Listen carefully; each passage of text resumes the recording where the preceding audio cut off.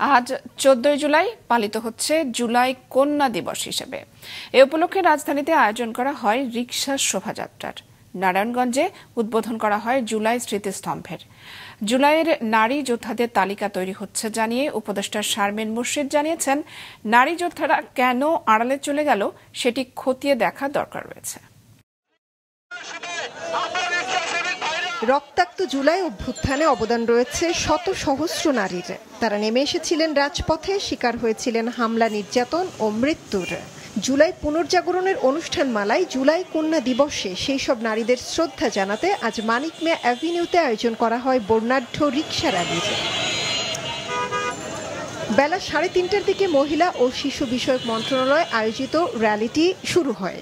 এতে অংশ নেন মহিলা ও শিশু বিষয়ক উপদেষ্টা শারমিন মুর্শিদ এবং মৎস্য ও প্রাণী সম্পদ উপদেষ্টা ফরিদা আক্তার।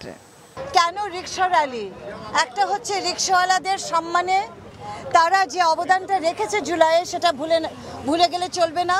আমাদের অনেক জুলাই কন্যারা বলেছে ওদের জন্য আমরা বেঁচেছি এবং তারা তাদের সম্মানটা রিকশাওয়ালাদেরকে ব্যক্ত করতে চায়। আমাদের এই রিকশাওয়ালা ভাইদেরকে আমাদেরকে সেই সম্মান জানাতে হবে এবং জুলাই কন্যারাই সেই সম্মানটা জানাতে চায়।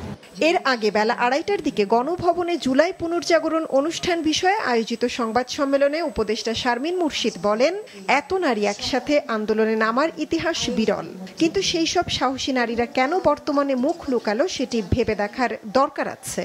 আমাদের যে নারী যোদ্ধারা আছে তাদের একটা পূর্ণাঙ্গ চিত্র এবং পূর্ণাঙ্গ তালিকা করার গবেষণার কাজটা আমার মন্ত্রণালয় হাতে নিয়েছে। আর যারা এত সাহসিকতার সাথে যুদ্ধ করলো তারা কেন মুখ লুকিয়ে ফেললো? মেয়েদের উপরে সাইবার স্পেস থেকে অনেক বুলিং হচ্ছে, অনেক আজে বাজে কথা বলা হয়, কিন্তু এই মেয়েরা তো বীর যোদ্ধা। আমি বিশ্বাস করি তারা এটার থেকে বেরিয়ে আসবে। অনুষ্ঠানে উপস্থিত সংস্কৃতি বিষয়ক মন্ত্রণালয়ের উপদেষ্টা মোস্তফা সরোয়ার ফারুকী জানান, আজ থেকে 4 আগস্ট পর্যন্ত সারা দেশে জুলাই স্মৃতিস্তম্ভ স্থাপন হবে। 5 জুলাই গণভবন জাদুঘরের আনুষ্ঠানিক উদ্বোধন করা হবে। আমরা বিশ্বাস করি নারায়ণগঞ্জে যেটা শুরু হলো 4 আগস্টের মধ্যে সারা দেশে এই স্মৃতিস্তম্ভের কাজ শেষ হবে এবং এই স্মৃতিস্তম্ভটা হচ্ছে টেক্সট বেস। আপনারা জানেন যে এবার জুলাইয়ের আন্দোলনে লাইন, টেক্সট, কথা, স্লোগান, কবিতা এগুলো খুব গুরুত্বপূর্ণ ছিল।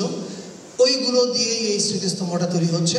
এদিকে আজ নারায়ণগঞ্জে দেশের প্রথম জুলাই স্মৃতিস্তম্ভের উদ্বোধন করেন অন্তর্বর্তী সরকারের 5 উপদেষ্টা।